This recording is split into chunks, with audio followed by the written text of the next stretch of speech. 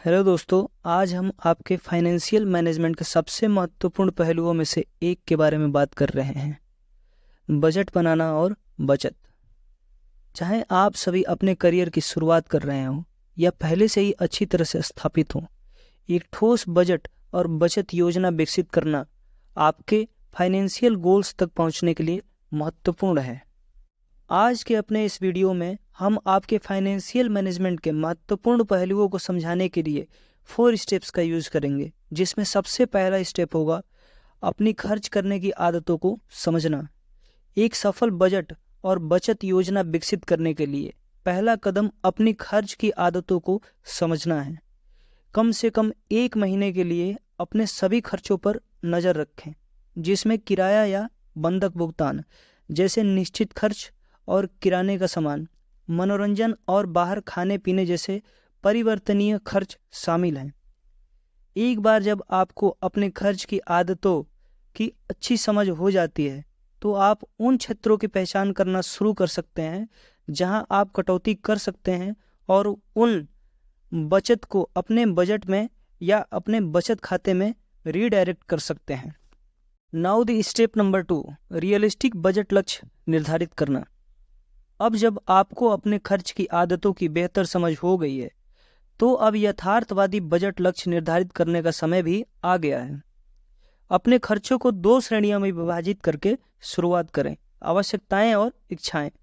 आवश्यकताएं आवास, उपयोगिताएं, भोजन और परिवहन जैसे खर्च हैं, जबकि जरूरतें बाहर खाना, मनोरंजन और यात्रा जैसे खर्च हैं। आपका लक्ष्य अपने बजट का अधिकांश हिस्सा आवश्यकताओं के लिए और केवल एक छोटा सा हिस्सा जरूरतों के लिए आवंटित करना होना चाहिए। इससे आपको अपने खर्चों को प्राथमिकता देने में मदद मिलेगी और यह सुनिश्चित होगा कि आप मनोरंजन के लिए कुछ जगह रखते हुए अपने सभी महत्वपूर्ण खर्चों को कवर करने में सक्षम हैं। नाउ द स्टेप नंबर 3, एक इमरजेंसी फंड का निर्माण।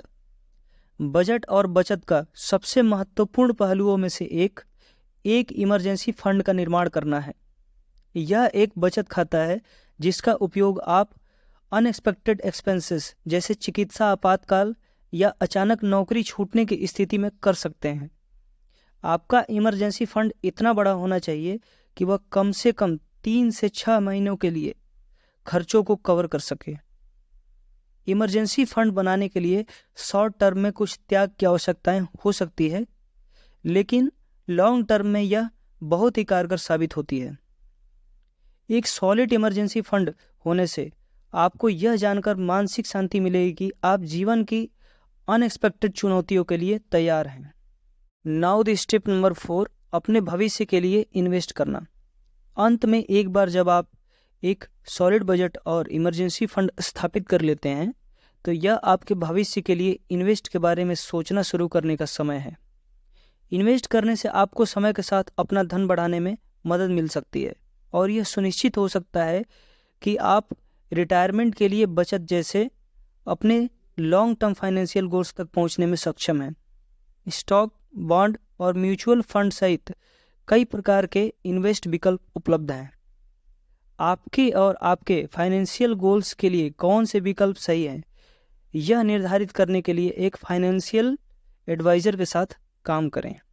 वीडियो से यह निष्कर्ष निकलता है कि बजट बनाना और बचत आपके फाइनेंशियल मैनेजमेंट के महत्वपूर्ण पहलू हैं। अपनी खर्च करने की आदतों को समझकर, रियलिस्टिक बजट लक्ष्य निर्धारित करके, एक इमरजेंसी फंड का निर्माण करके और अपने भविष्य के लिए इन्वेस्ट करके आप फाइनेंशियल स्टेबिलिटी प्राप्त करने और अपने लॉन्ग टर्म फाइनेंशियल गोल्स तक पहुंचने की राह पर होंगे। So finally I want to say that यदि आपके कोई प्रश्न हैं या आप बजट और बचत के बारे में अधिक जानना चाहते हैं, so please leave a comment और सब्सक्राइब बटन दबाना ना भूलें ताकि आप कभी कोई वीडियो मिस ना करें।